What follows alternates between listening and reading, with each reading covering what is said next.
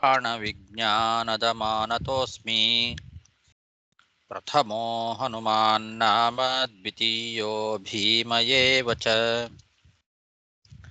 ಪೂರ್ಣಪ್ರಜ್ಞಸ್ತೃತೀಯಸ್ತು ಭಗವತ್ಕಾರ್ಯಸಾಧಕಃ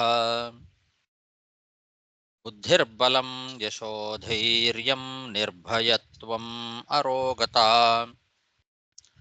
ಅಜಾಡ್ಯಂ ವಾಕ್ಪಟುತ್ವಂ ಚ ಹನುಮತ್ ಸ್ಮರಣಾದ್ ಭವೇತ್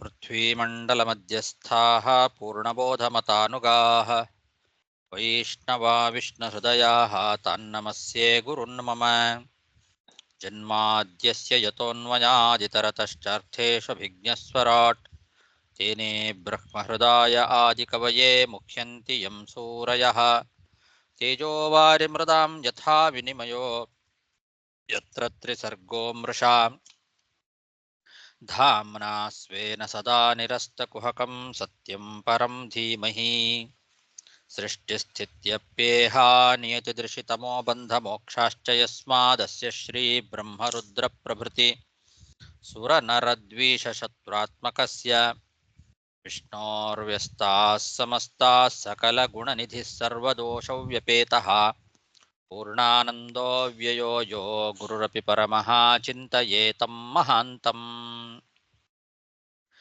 ಯಂ ಪ್ರವ್ರಜन्तಮನುಪೇತಮಪೇತಕೃತ್ಯಂ ದ್ವೈಪಾಯನೋ ವಿರಹಕಾತರ ಆಜುಹಾವ ಪುತ್ರೇತಿ ತನ್ಮಯತಯಾ ತರವೋಪಿ ನೇದುಭೂತಂ ಸರ್ವಭೂತಹೃದಯಂ ಮುನಿಮಾನತೋಸ್ಮಿ ಶ್ರೀಗುರುಭ್ಯೋ ನಮಃ ಹರಿ ಓಂ. ಶ್ರೀಮದ್ಭಾಗವತದ ಅಷ್ಟಮ ಸ್ಕಂಧದ 6ನೇ ಅಧ್ಯಾಯದಲ್ಲಿ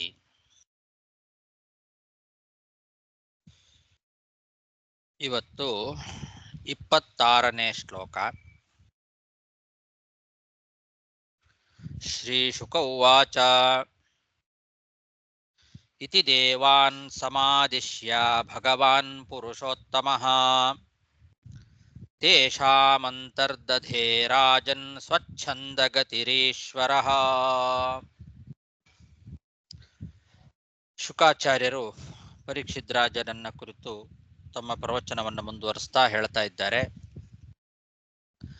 ಎಲೆ ರಾಜನೇ, ರಾಜನ್,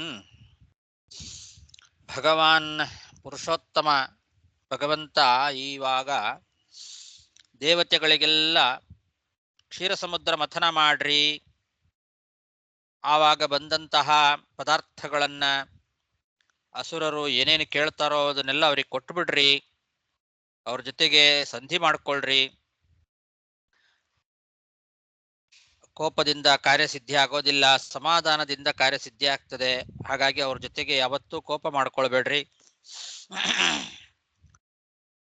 ಕಾಲಕೂಟ ವಿಷ ಬರ್ತದೆ, ಅದಕ್ಕೂ ಹೆದರಬೇಡ್ರಿ.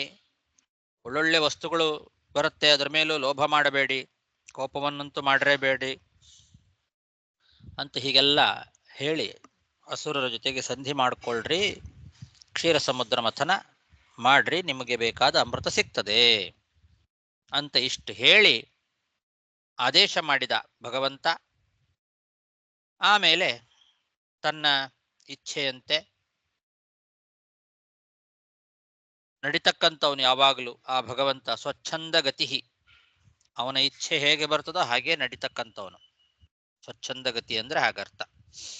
ಭಗವಂತ ಸ್ವಚ್ಛಂದ ಗತಿ, ಸ್ವಯಂ ಸ್ವಚ್ಛಂದ ಗತಿ ಉಳ್ಳವನು. ಹಾಗಾಗಿ ಅವನು ಈ ದೇವತೆಗಳ ದೃಷ್ಟಿಗೆ ಗೋಚರನೇನಾಗಿದ್ದ ಈಗ ಮತ್ತೆ ಕಣ್ಮರೆ ಆದ.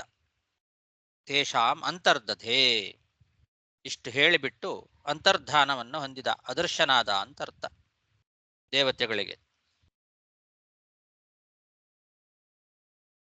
ಇತಿ ದೇವಾನ್ ಸಮಾದಿಶ್ಯ ಭಗವಾನ್ ಪುರುಷೋತ್ತಮಃ ತೇಷಾಮಂತರ್ದಧೇ ರಾಜನ್ ಸ್ವಚ್ಛಂದಗತಿರೀಶ್ವರಃ. ತಸ್ಮೈ ಅಥ ತಸ್ಮೈ ಭಗವತೆ ನಮಸ್ಕೃತ್ಯ ಪಿತಾಮಹಃ ಭವಶ್ಚ ಜಗ್ಮತು ಸ್ವಂ ಸ್ವಂ ಧಾಮ ಚೇಯುರ್ಬಲಿಂ ಸುರಾಃ. ಇಷ್ಟಾದ ಮೇಲೆ ಬ್ರಹ್ಮದೇವರು ಮತ್ತು ರುದ್ರದೇವರೇನಿದ್ದಾರೆ ಅವರು ಭಗವಂತನಿಗೆ ನಮಸ್ಕಾರ ಮಾಡಿ ತಮ್ಮ ತಮ್ಮ ಜಾಗಕ್ಕೆ ತಾವು ಹೊರಟು ಬಿಟ್ರು. ಅವರಿಬ್ಬರನ್ನು ಮುಂದೆ ಮಾಡಿಕೊಂಡು ಈ ಎಲ್ಲ ದೇವತೆಗಳು ಬಂದಿದ್ರು ಭಗವಂತನ ಪ್ರಾರ್ಥನೆ ಮಾಡಲಿಕ್ಕೋಸ್ಕರ, ಭಗವಂತನ ಹತ್ರ ಈ ಉಪಾಯವನ್ನ ಕೇಳಲಿಕ್ಕೋಸ್ಕರ ಅಂತ ಬ್ರಹ್ಮದೇವರನ್ನ ಮತ್ತು ರುದ್ರದೇವರನ್ನ ಮುಂದೆ ಮಾಡಿಕೊಂಡು ಬಂದಿದ್ರು. ಈಗ ಭಗವಂತ ಉಪಾಯವನ್ನ ಹೇಳಿದ ಮೇಲೆ ಇದನ್ನ ಮಾಡಬೇಕಾದವರು ದೇವತೆಗಳು. ಈ ಬ್ರಹ್ಮದೇವರು ಮತ್ತು ರುದ್ರದೇವರು ಭಗವಂತನಿಗೆ ನಮಸ್ಕಾರ ಮಾಡಿ ಪಿತಾಮಹ ಭವಶ್ಚ ಸ್ವಂ ಸ್ವಂ ಧಾಮ ಜಗ್ಮತು, ತಮ್ಮ ತಮ್ಮ ಮನೆಗೆ ಹೋದರು ಅಂತ. ಅಂದ್ರೆ ಬ್ರಹ್ಮದೇವರು ಸತ್ಯಲೋಕಕ್ಕೆ ಹೋದರು, ರುದ್ರದೇವರು ತಮ್ಮ ಮನೆಯಾದ ಕೈಲಾಸಕ್ಕೆ ಹೋದರು. ಆಮೇಲೆ ಇವರು ದೇವತೆಗಳೇನಿದ್ದಾರಲ್ಲ ಇವರೆಲ್ಲ ಬಲಿಯ ಹತ್ರ ಹೋದರು. ಬಲಿಂ ಚೇಯುಹು ಒಂದಿದ್ದಾರೆ, ಬಲಿಚಕ್ರವರ್ತಿ ಹತ್ರ ಹೋಗಿದ್ದಾರೆ ಉಳಿದ ದೇವತೆಗಳೆಲ್ಲ ಸಂಧಿ ಮಾಡ್ಕೊಳ್ಳಿಕ್ಕೆ. ಅಥ ತಸ್ಮೈ ಭಗವತೆ ನಮಸ್ಕೃತ್ಯ ಪಿತಾಮಹ ಭವಶ್ಚ ಜಗ್ಮತು ಸ್ವಂ ಸ್ವಂ ಧಾಮ ಚೇಯುರ್ಬಲಿಂ ಸುರಾಹ ದೃಷ್ಟ್ವಾರೀನಥ ಸಂಪನ್ನಾನ್ ಜಾತ ಕ್ಷ್ವೇಲಾನ್ ಸ್ವನಾಯಕಾನ್ ನ್ಯಷೇಧದ್ ದೈತ್ಯರಾಡುಚ್ಚೈಃ ಸಂಧಿ ವಿಗ್ರಹ ಕಾಲವಿತ್.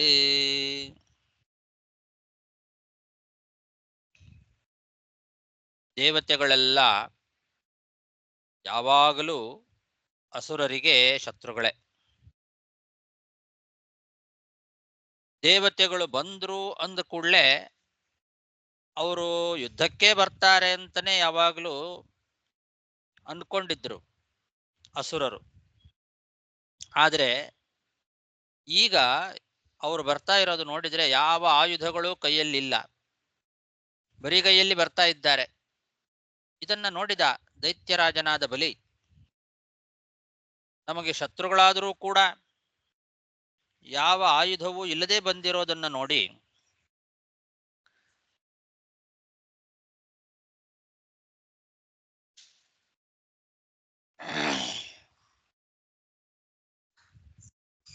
ತನ್ನ ಸೈನಿಕರಿಗೆ ಹೇಳಿದ್ನಂತೆ ಬಲಿ, ಈಗ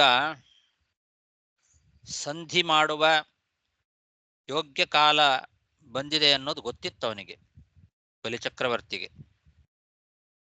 ಹಾಗಾಗಿ ದೇವತೆಗಳು ಬಂದ ಕೂಡಲೇ ಬಲಿಚಕ್ರವರ್ತಿಯ ಸೈನಿಕರೆಲ್ಲ ಬಹಳ ಕೋಪದಿಂದ ಅವ್ರ ಮೇಲೆ ಎರಗಬೇಕು ಅಂತ ಹೊರಟಿದ್ರು. ಆದರೆ ಬಲಿಚಕ್ರವರ್ತಿಗೆ ಗೊತ್ತಿತ್ತು ಇವರಿವಾಗ ಯುದ್ಧಕ್ಕೆ ಬಂದಿಲ್ಲ, ಸಂಧಿ ಮಾಡ್ಕೊಳ್ತಕ್ಕಂತಹ ಕಾಲ ಬಂದಿದೆ ಇವಾಗ ಅನ್ನೋದನ್ನ ತಿಳ್ಕೊಂಡಿದ್ದಾದ್ರಿಂದ ಮತ್ತು ಇವರು ಬರುವಾಗ ಯಾವುದೇ ಅಸ್ತ್ರಶಸ್ತ್ರಗಳು ಕೈಯಲ್ಲಿ ಇಲ್ಲ ಅನ್ನೋದನ್ನ ಗಮನಿಸಿ ಇವರು ಯುದ್ಧಕ್ಕೆ ಬಂದಿಲ್ಲ ಇವಾಗ ಅಂತ ಗೊತ್ತಾಗಿ ತನ್ನ ಸೈನಿಕರಿಗೆ ಹೇಳಿ ತಡೆದ. ಉಚ್ಚೈಹಿ ಅಂತ ಜೋರಾಗಿ ಧ್ವನಿ ಮಾಡಿ ತನ್ನ ಸೈನಿಕರನ್ನ ತಡೆದ. ಅವರಿಗೆ ಕೋಪ ಬಂದಿತ್ತು ಸೈನಿಕರಿಗೆ. ಸ್ವನಾಯಕಾನ್ ಜಾತಕ್ಷ್ವೇಲಾನ್ ಅಂದಿದ್ದಾರೆ. ಕ್ಷೇಲ ಅಂತಂದ್ರೆ ದರ್ಪ, ಸಿಂಹನಾದ. ಅವರಿಗೆ ಕೋಪ ಬಂದಿತ್ತು, ದರ್ಪ ಬಂದಿತ್ತು. ಅದನ್ನ ತಡೆದ. ತನ್ನ ನಾಯಕರು, ತನ್ನ ಸೈನಿಕರು ಕೋಪದಿಂದ ಅವರ ಮೇಲೆ ಸಿಟ್ಟಿನಿಂದ ಹೊರಟಾಗ ಬಲಿಚಕ್ರವರ್ತಿ ಅವರನ್ನ ತಡೆದ ಅಂತ ಹೇಳಿದ್ದಾರೆ. ಶ್ವೇಲ ಅನ್ನೋ ಶಬ್ದಕ್ಕೆ ಸಿಂಹನಾದ, ದರ್ಪ, ಆಸ್ಫೋಟ ಅಂತ ಹೀಗೆಲ್ಲ ಅರ್ಥಗಳಿದ್ದಾವೆ.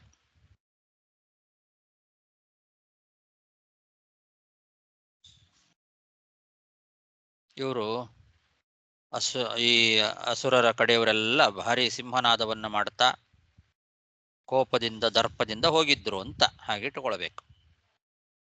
ಯಾಕೆಂದ್ರೆ ದೇವತೆಗಳು ಬಂದ್ರು ಅಂದ್ರೆ ಯಾವಾಗ್ಲೂ ಯುದ್ಧಕ್ಕೆ ಬರೋದು.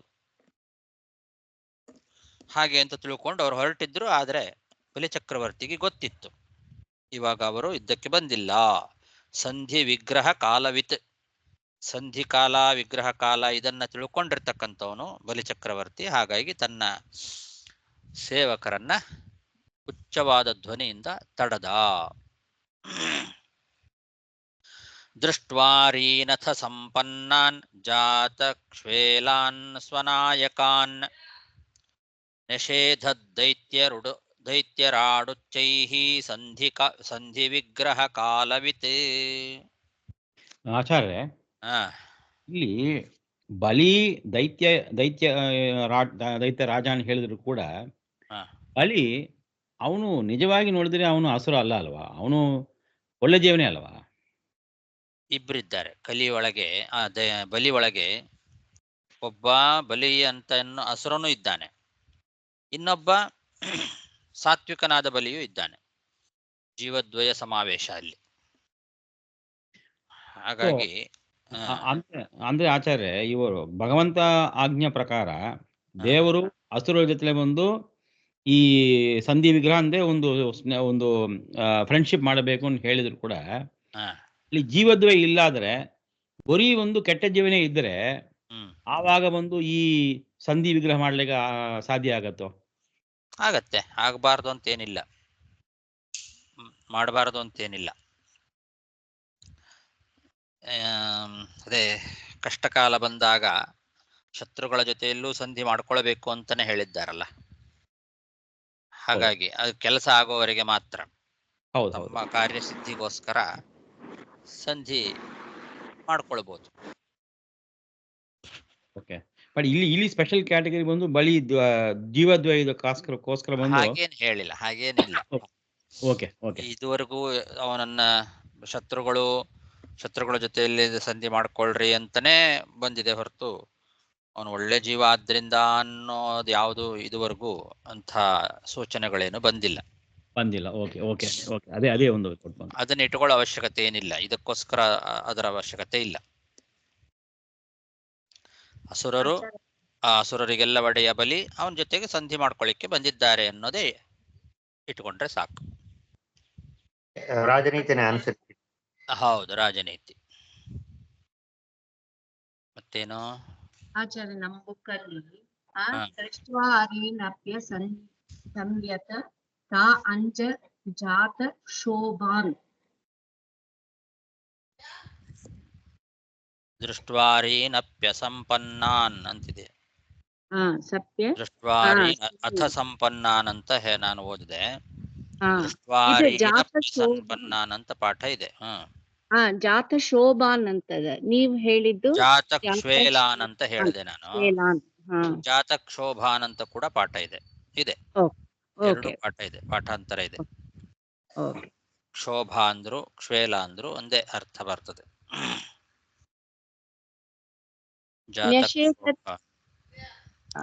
ನಿಷೇಧತ್ ಅಂದ್ರೆ ಏನು? ತಡದ ಅಂತ ಅರ್ಥ. ತಡದ. ಅವರು ಇವ್ರು ಯಾರು ಅಸುರರೆಲ್ಲ ದೇವತೆಗಳ ಮೇಲೆ ಯುದ್ಧಕ್ಕೆ ಅಂತ ಹೊರಡ್ಲಿಕ್ಕೆ ರೆಡಿ ಆಗಿದ್ರು, ಅವ್ರನ್ನ ತಡದ. ಓಕೆ ಆಚಾರ್ಯ, ಧನ್ಯವಾದ. ನಿಷೇಧ ಮಾಡಿದ ಅಂತ. ತೇ ವೈರೋಚನಿಮಾಸೀನಂ ಗುಪ್ತಂ ಚಾಸುರಯೂಥಪೈಃ ಶ್ರಿಯಾ ಪರಮಯಾ ಜುಷ್ಟಂ ಜಿತಾಶೇಷಮುಪಾಗಮನ್.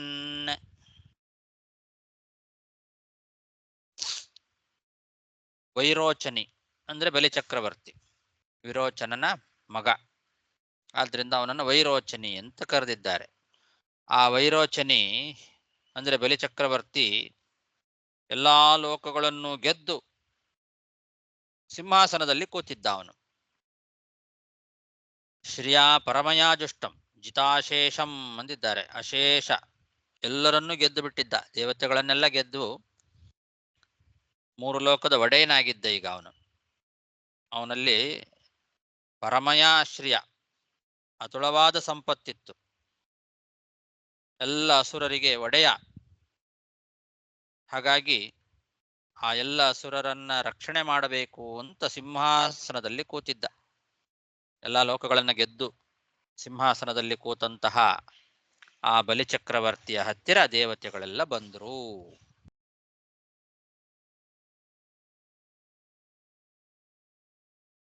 ದೇವತೆಗಳಿಗೆ ಸೇರಬೇಕಾದಂತಹ ದೇವತೆಗಳ ಸಂಪತ್ತೆಲ್ಲ ಇವಾಗ ಬಲಿಚಕ್ರವರ್ತಿಯ ಅಧೀನದಲ್ಲಿದೆ. ಎಲ್ಲ ಲೋಕವನ್ನ ಗೆದ್ದು ಅವನೇ ಸಿಂಹಾಸನದಲ್ಲಿ ಕೂತಿದ್ದಾನೆ. ಅಂತಹ ಬಲಿಚಕ್ರವರ್ತಿಯ ಹತ್ತಿರ ಎಲ್ಲ ದೇವತೆಗಳು ಬಂದಿದ್ದಾರೆ. ತೇ ವೈರೋಚನಿಮಾಸೀನಂ ಗುಪ್ತಂ ಚಾಸುರಯೂಥಪೈಃ ಶ್ರಿಯಾ ಪರಮಯಾ ಜುಷ್ಟಂ ಜಿತಾಶೇಷಮುಪಾಗಮನ್ ಮಹೇಂದ್ರಶ್ಲಕ್ಷ್ಣಯಾ ವಾಚಾ ಸಾಂತ್ವಯಿತ್ವಾ ಮಹಾಮತಿಃ ಅಭ್ಯಭಾಷತ ತತ್ಸರ್ವಂ ಶಿಕ್ಷಿತಂ ಪುರುಷೋತ್ತಮಾತ್.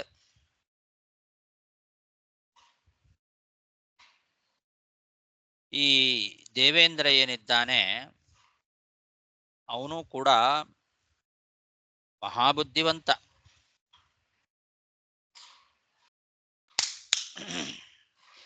ಮಹಾಮತಿ ಅಂತ ಹೇಳಿದ್ದಾರೆ.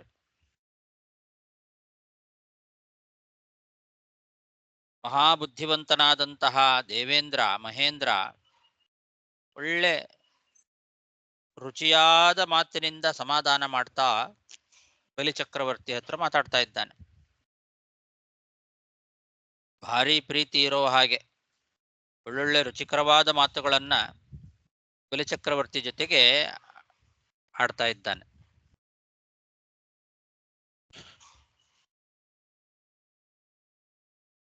ಭಗವಂತ ಹೇಳಿಕೊಟ್ಟಿದ್ದ ಪುರುಷೋತ್ತಮಾತ್ ಶಿಕ್ಷಿತಂ ಅಂದಿದ್ದಾರೆ.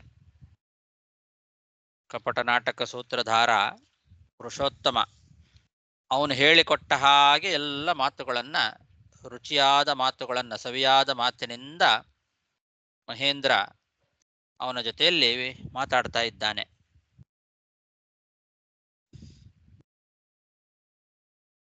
ಮಹೇಂದ್ರ ಶ್ಲಕ್ಷ್ಣಯಾ ವಾಚಾ ಸಾಂತ್ವಯಿತ್ವಾ ಮಹಾಮತಿಃ ಅಭ್ಯಭಾಷತ ತತ್ಸರ್ವಂ ಶಿಕ್ಷಿತಂ ಪುರುಷೋತ್ತಮಾತ್.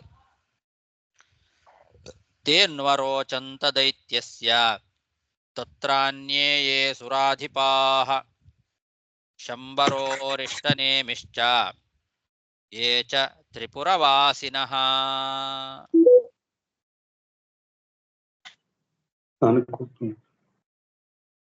ಅಲ್ಲಿ ಇವನು ಮಾತಾಡಿದಾಗ, ಮಹೇಂದ್ರ ಈ ರೀತಿಯಾಗಿ ಮಾತಾಡಿದಾಗ ಬಲಿಚಕ್ರವರ್ತಿಗೆ ಬಹಳ ಇಷ್ಟ ಆಯ್ತು ಅದು ಅವನ ಮಾತು. ಅಷ್ಟು ಚೆನ್ನಾಗಿ ಮಾತಾಡ್ತಾ ಇದ್ದ ಅವನು. ಆ ಬಲಿಚಕ್ರವರ್ತಿಯ ಜೊತೆಗೆ ಅಲ್ಲಿ ಬೇರೆ ಬೇರೆ ದೇವತೆಗಳು ಇದ್ರು, ಅಸುರರೆಲ್ಲ ಇದ್ರು. ಬಲಿಚಕ್ರವರ್ತಿಯ ಜೊತೆಯಲ್ಲಿ ಮಹಾಬಲಿಷ್ಠರಾದಂತಹ ಶಂಬರ, ಅರಿಷ್ಟನೇಮಿ, ತ್ರಿಪುರವಾಸಿಗಳೆಲ್ಲ ಇದ್ರು. ಇವರೇ ಮೊದಲಾದವರೆಲ್ಲ ಶಂಬರ ಅರಿಷ್ಟನೇಮಿಶ್ಚ ತ್ರಿಪುರವಾಸಿನಃ ಅಂದಿದ್ದಾರೆ. ಶಂಬರ, ಅರಿಷ್ಟನೇಮಿ, ತ್ರಿಪುರವಾಸಿಗಳು ಮೊದಲಾದಂಥವರೆಲ್ಲ. ಯಾರೋ ಮ್ಯೂಟ್ ಮಾಡ್ಕೊಂಡಿಲ್ಲ ನೋಡಿ.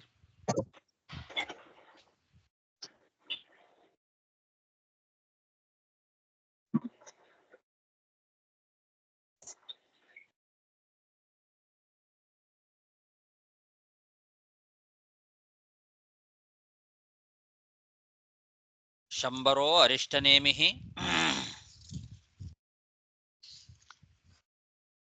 ಎಲ್ಲಿ ಹೋಯ್ತು?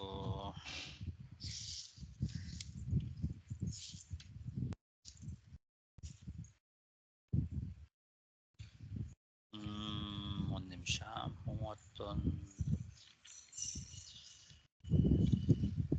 31 ಆಚಾರ್ಯ. 31.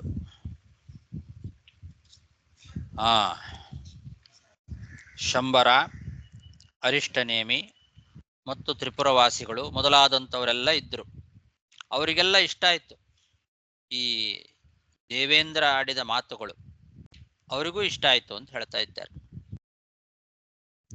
ತದರೋಚತ ದೈತ್ಯಸ್ಯ ಅದು ಒಂದು ಪಾಠ. ಅನ್ವರೋಚಂತ ಅಂತ ಇನ್ನೊಂದು ಪಾಠ.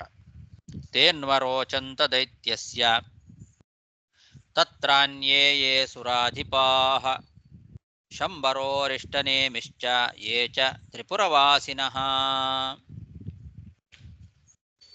ತತೋ ದೇವಾಸುರಾ ಕೃತ್ವಾ ಸಂವಿದಂ ಕೃತಸೌಹೃದಾಃ ಉದ್ಯಮಂ ಪರಮಂ ಚಕ್ರುಃ ಅಮೃತಾರ್ಥೇ ಪರಂತಪ.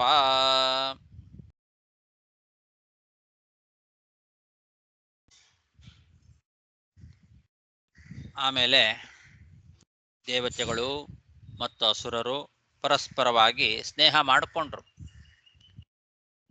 ಇಲ್ಲಿ ಏನೇನು ಮಾತಾಡಿದ್ರು ಏನು ಅನ್ನೋದನ್ನೆಲ್ಲ ಹೇಳಿಲ್ಲ. ಯಾಕೆಂದ್ರೆ ಭಗವಂತ ಹೇಳಿದ, ಆ ಭಗವಂತ ಹೇಳಿದಂತೆ ದೇವೇಂದ್ರ ಮಾತಾಡಿದ ಅಂತ ಅಷ್ಟೇ ಹೇಳಿಬಿಟ್ಟಿದ್ದಾರೆ. ಅಲ್ಲಿ ಭಗವಂತ ಏನೇನು ಹೇಳಿದ್ದ ಅನ್ನೋದನ್ನ ಹೇಳಿದ್ದಾರೆ, ಅದನ್ನ ಇಟ್ಟುಕೊಳ್ಬೇಕು. ಆ ರೀತಿ ದೇವೇಂದ್ರ ಮಾತಾಡಿದಾಗ ಅದು ಎಲ್ರಿಗೂ ಇಷ್ಟ ಆಯ್ತು, ಒಪ್ಪಿಕೊಂಡ್ರು, ಸ್ನೇಹ ಮಾಡಿಕೊಂಡ್ರು. ಪರಸ್ಪರವಾಗಿ ದೇವತೆಗಳಿಗೂ ಅಸುರರಿಗೂ ತಾತ್ಕಾಲಿಕವಾಗಿ ಸ್ನೇಹ ಉಂಟಾಯ್ತು. ಇವಾಗ ಒಪ್ಪಂದ ಮಾಡಿಕೊಂಡ್ರು.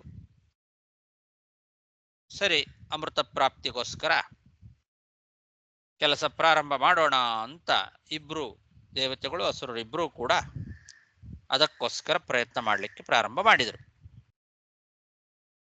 ತಥೋ ದೇವಾಸುರಾ ಕೃತ್ವಾ ಸಂವಿದಂ ಕೃತ ಸೌಹೃದಾಃ ಉದ್ಯಮಂ ಪರಮಂ ಚಕ್ರುಃ ಅಮೃತಾರ್ಥೇ ಪರಂತಪ.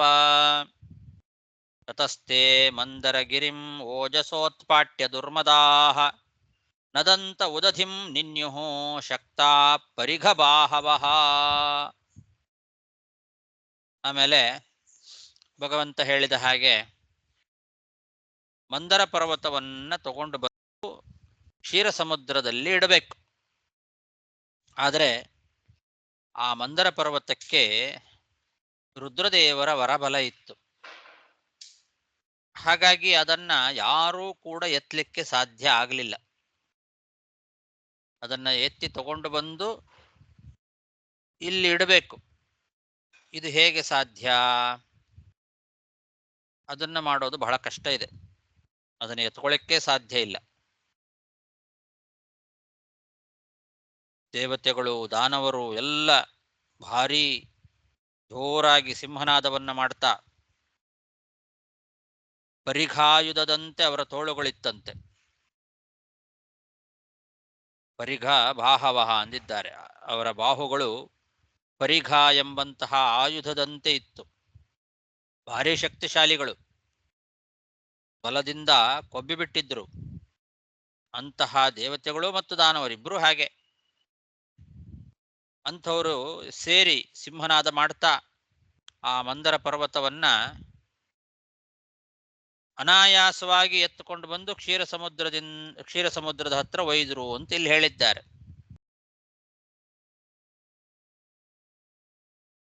ಉದಧಿಂ ನಿನ್ಯುಹು ಅಂತ ಹೇಳಿದ್ದಾರೆ. ಮಂದರಗಿರಿಂ ಓಜಸಾ ಉತ್ಪಾಟ್ಯ ಅಂತ ಹೇಳಿದ್ದಾರೆ.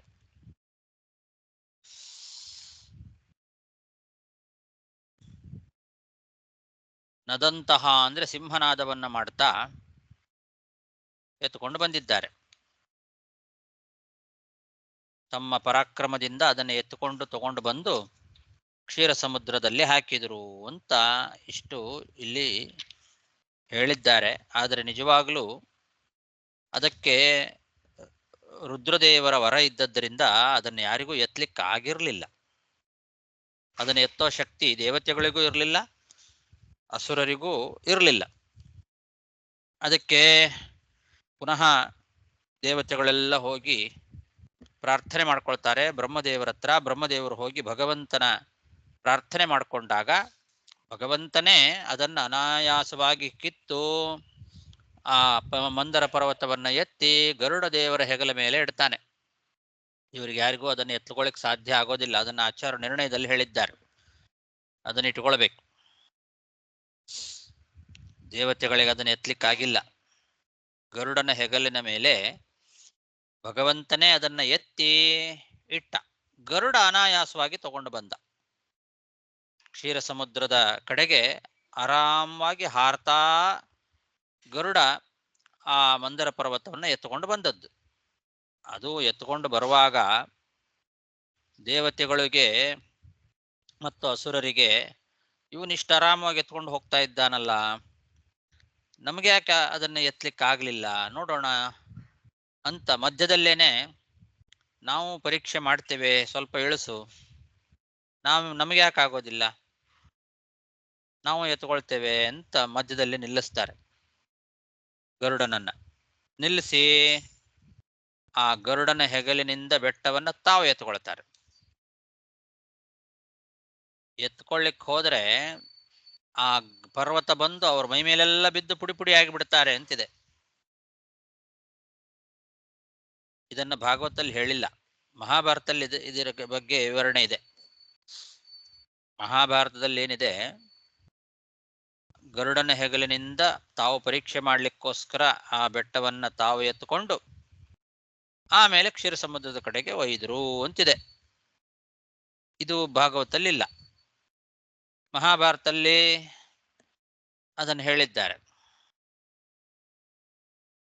ಅಲ್ಲಿಯೂ ಕೂಡ ಪೂರ್ತಿ ಅವರಿಗೆ ಎತ್ಕೊಳ್ಳಿಕ್ಕಾಗ್ಲಿಲ್ಲ, ಅವ್ರ ಮೈ ಮೇಲೆ ಬಿದ್ದು ಪುಡಿ ಪುಡಿ ಆಯ್ತದು, ಅವರೆಲ್ಲ ಪುಡಿ ಪುಡಿ ಆದರು. ಆಮೇಲೆ ಮತ್ತೆ ಭಗವಂತ ಬಂದು, ಯಾಕೆ ಸುಮ್ಮನೆ, ನಾ ಹೇಳ್ದಂಗೆ ಮಾಡ್ರಿ, ಇಂಥದ್ದೆಲ್ಲ ಯಾಕೆ ಮಾಡ್ಲಿಕ್ಕೆ ಹೋಗ್ತೀರಿ, ನಿಮ್ಮ ಕೈಯಿಂದ ಆಗೋದಿಲ್ಲ ಅಂತ ಹೇಳಿದ ಮೇಲೆ ಪುನಃ ಮತ್ತೆ ಗರುಡದೇವರೇ ಅದನ್ನು ಎತ್ತುಕೊಂಡು ತಗೊಂಡು ಹೋಗಿ ಕ್ಷೀರ ಸಮುದ್ರದ ಮಧ್ಯದಲ್ಲಿ ಹಾಕಿದ್ದು. ಇದಕ್ಕೆ ಆಚಾರ ನಿರ್ಣಯದಲ್ಲಿ ಇದನ್ನೆಲ್ಲ ಹೇಳಿದ್ದಾರೆ. ಅನಂತನಾಮ ಅಂತಿದೆ. ಅನಂತ ಅಂದ್ರೆ ಕೆಲವರು ಶೇಷ ಅಂತ ತಿಳ್ಕೊಳ್ತಾರೆ, ಶೇಷ ಅಲ್ಲ, ಗರುಡ ದೇವರಿಗೆ ಅನಂತ ಅಂತ ಹೆಸರಿದೆ. ಹಾಗಾಗಿ ಅನಂತ ಅನ್ನೋ ಹೆಸರಿನ ಗರುಡ ದೇವರು ಅದನ್ನ ಎತ್ತುಕೊಂಡು ತಗೊಂಡು ಹೋಗಿ ಇಟ್ಟದ್ದು ಅಂತ ಇಷ್ಟು ವಿಷಯವನ್ನ ತಿಳ್ಕೊಳ್ಬೇಕು ನಾವು ಈ ಸಂದರ್ಭದಲ್ಲಿ. ತತಸ್ತೆ ಮಂದರಗಿರಿಂ ಓಜಸೋತ್ಪಾಟ್ಯ ದುರ್ಮದಾಹ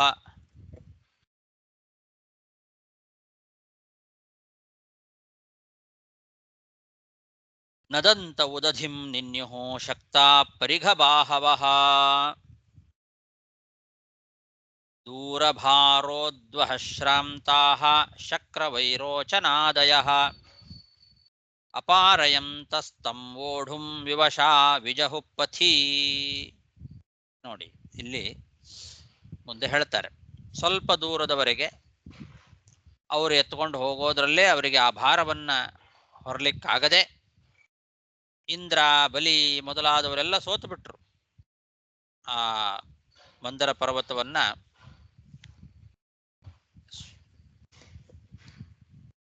ಸ್ವಲ್ಪ ದೂರದ ಒಳಗೇನೆ ಅವರಿಗೆ ಅದನ್ನು ಹೊರಲಿಕ್ಕಾಗಲಿಲ್ಲ.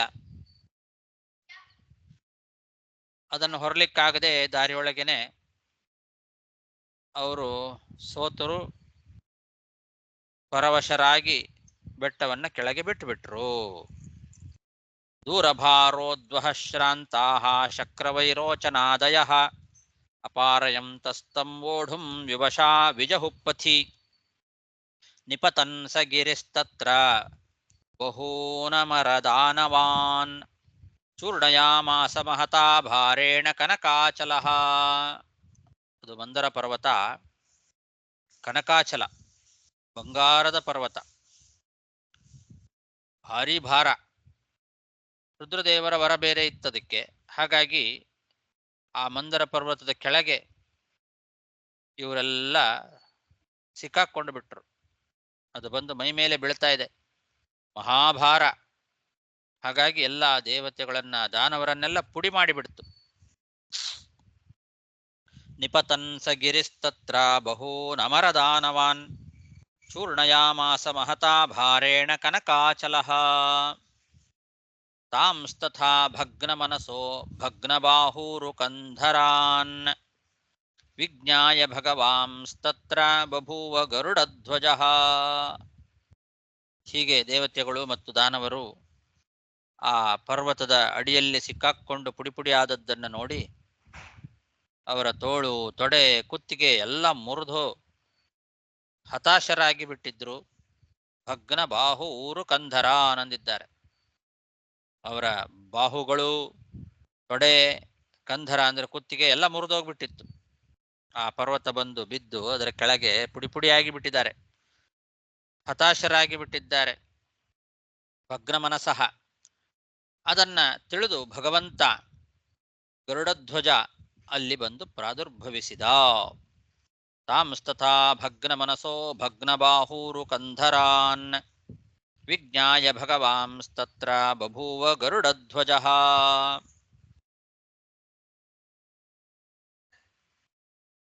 ಗಿರಿಪಾತ ವಿನಿಷ್ಪಿಷ್ಟಾನ್ ವಿಲೋಕ್ಯಾಮರದಾನವಾನ್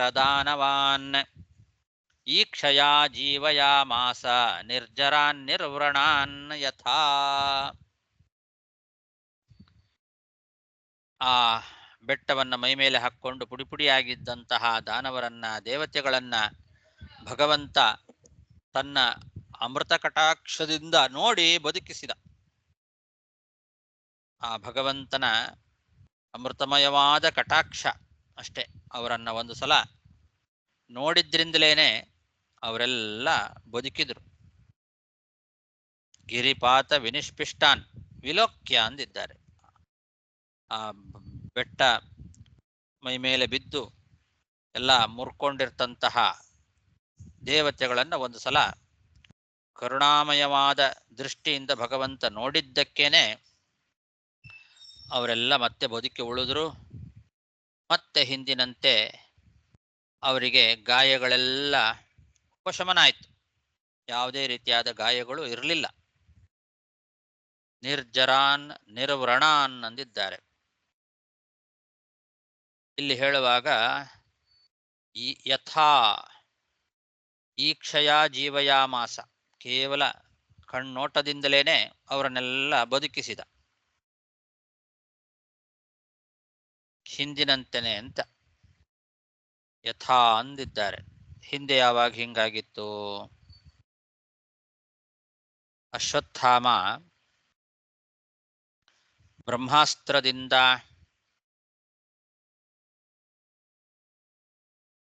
ಈ ಗರ್ಭದಲ್ಲಿ,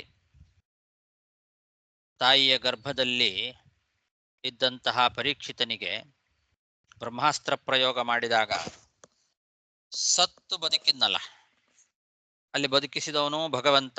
ತನ್ನ ಅನುಗ್ರಹದಿಂದ ತಾಯಿಯ ಗರ್ಭದಲ್ಲಿ ಬ್ರಹ್ಮಾಸ್ತ್ರದಿಂದ ಸತ್ತವನನ್ನ ಬದುಕಿಸಿದವನು ಭಗವಂತ. ಹಾಗಾಗಿ ಆ ಭಗವಂತನ ಅನುಗ್ರಹದ ಮಹಿಮೆ ಏನು ಅಂತ ನಿನಗೆ ಗೊತ್ತಿದೆ. ನೀನು ಭಗವಂತನ ಆ ಶ್ರೀಕೃಷ್ಣ ಪರಮಾತ್ಮನ ಅನುಗ್ರಹದಿಂದ ನಿನ್ನ ತಾಯಿಯ ಗರ್ಭದಲ್ಲಿ ಇದ್ದು ಸತ್ತು ಮತ್ತೆ ಬದುಕಿದವನು. ಆ ಭಗವಂತನ ಅನುಗ್ರಹದಿಂದ ಅಮರನಾದಿ. ಅಮರ ಅಂತಂದ್ರೆ ಮರಣವನ್ನ ಒಂದು ಬಾರಿ ಪರಿಹಾರ ಮಾಡಿಕೊಂಡಿದ್ದಿ. ಹಾಗೆ ದೇವತೆಗಳು, ದಾನವರು ಮರಣವನ್ನ ಪರಿಹಾರ ಮಾಡಿಕೊಂಡ್ರು ಅಂತ ಈ ಅಭಿಪ್ರಾಯದಿಂದ ಅಮರ ಅಂತ ಸಂಬೋಧನೆ ಮಾಡಿದ್ದಾರೆ. ವಿಲೋಕ್ಯ ಅಮರ ದಾನವಾನ್ ಅಂತಿದೆ. ಹೇ ಅಮರ ಅಂತ ರಾಜನನ್ನ ಸಂಬೋಧನೆ ಮಾಡಿ ಇವರನ್ನೆಲ್ಲ ಭಗವಂತ ಬದುಕಿಸಿದ ಅಂತ. ಇವನು ಅಮರ ಯಾಕೆ ಅಂದ್ರೆ ಹಿಂದೆ ಈ ತರ ಅವನನ್ನ ಮರಣದಿಂದ ರಕ್ಷಣೆ ಮಾಡಿದ್ದ ಭಗವಂತ. ಅಥವಾ ಅಮರದಾನವಾನಂತ ಒಟ್ಟಿಗೆ ಇಟ್ಟುಕೊಳ್ಬಹುದು, ಒಂದೇ ಪದ ಅಂತ ಮಾಡ್ಕೊಳ್ಬಹುದು. ಅಮರರನ್ ಒಂದೇ ಪದ ಇಟ್ಟುಕೊಂಡ್ರೆ ಅಮರ ದಾನವಾನ್, ದೇವತೆಗಳು ಮತ್ತು ದಾನವರನ್ನು ಒಟ್ಟಿಗೆ ಬದುಕಿಸಿದ ಅಂತ. ಅದು ಹಂಗಿಟ್ಕೊಂಡ್ರೆ ನಿರ್ಜರಾನ್ ಅಂತ ಒಂದು ಪದ ಇದೆ ಅಲ್ಲಿ. ಜೀವಯಾಮಾಸ ನಿರ್ಜರಾನ್ ಅಂತ ಇದೆ. ನಿರ್ಜರಾನ್ ಅಂತ ಪದಕ್ಕೆ ಅನ್ವಯವೇ ಇಲ್ಲ ಅಂತ ಆಗ್ಬಿಡ್ತದೆ. ಅದಕ್ಕೋಸ್ಕರ ಅಮರದಾನವಾನ್ ಅಂತ ಇಟ್ಟುಕೊಳ್ಬಾರದು. ನಿರ್ಜರಾನ್ ಅನ್ನೋ ಪದ ಮತ್ತು ಪ್ರತ್ಯೇಕವಾಗಿರೋದ್ರಿಂದ ಅದಕ್ಕೆ ಎಲ್ಲಿಗೆ ಅನ್ವಯ ಅಂತ ಗೊತ್ತಾಗಲ್ಲ. ಅದಕ್ಕೆ ಅಮರ ಅನ್ನೋದನ್ನ ಸಂಬೋಧನೆ, ಅಮರ ಅಂತ ಪ್ರತ್ಯೇಕ ಪದ, ದಾನವಾನ್ ನಿರ್ಜರಾನ್ ಅಂತ. ದಾನವರನ್ನು ಮತ್ತು ದೇವತೆಗಳನ್ನು ಭಗವಂತ ಈ ಕ್ಷಯ ಅಂತ ಅಮೃತವಾದ ಕಟಾಕ್ಷದಿಂದ ನೋಡಿ ಜೀವಯಾಮಾಸ ಬದುಕಿಸಿದ ಅಂತ ಹೀಗೆ ಇಟ್ಟುಕೊಳ್ಬೇಕು. ಅಮರ ಅಂತ ಯಾಕೆ ಅವನನ್ನು ಸಂಬೋಧನೆ ಮಾಡಿದ್ದಾರೆ? ಅವನು ಕೂಡ ಈ ರೀತಿ ಮರಣದಿಂದ ಬದುಕಿ ಬಂದವನು. ಅದಕ್ಕೋಸ್ಕರ ಆ ಶುಕಾಚಾರ್ಯರು ಪರೀಕ್ಷಿತ್ ರಾಜನನ್ನ ಅಮರ ಅಂತ ಸಂಬೋಧನೆ ಮಾಡಿದ್ದಾರೆ ಅಂತ ಹೀಗಿಟ್ಟುಕೊಳ್ಬೇಕು. ಗಿರಿಪಾತ ವಿನಿಷ್ಪಿಷ್ಟಾನ್ ವಿಲೋಕ್ಯಾಮರ ದಾನವಾನ್ ಈ ಕ್ಷಯಾ ಜೀವಯಾಮಾಸ ನಿರ್ಜರಾನ್ ನಿರ್ವ್ರಣಾನ್ ಯಥಾ.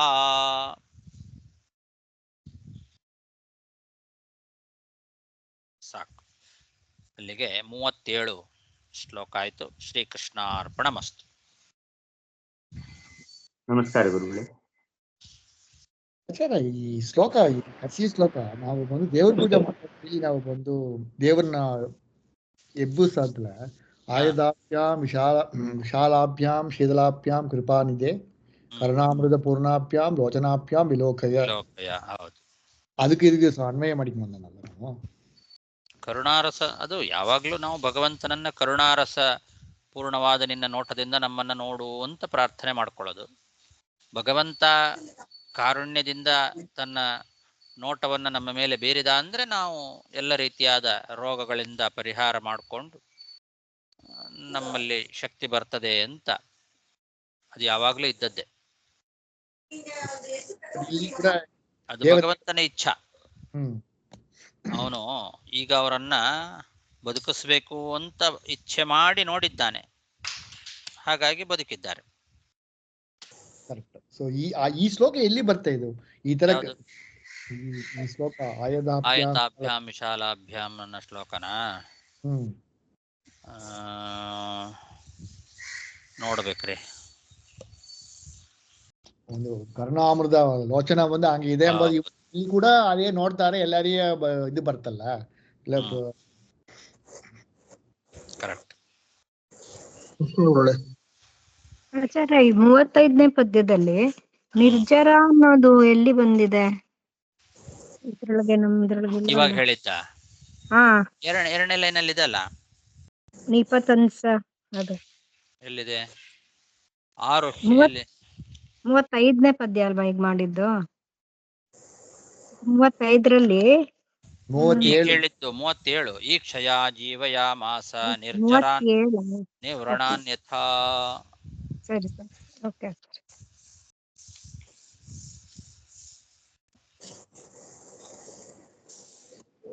ನಮಸ್ಕಾರ ಗುರುಗಳೇ. ಶ್ರೀಕೃಷ್ಣಾರ್ಪಣಮಸ್ತು. ನಮಸ್ಕಾರ.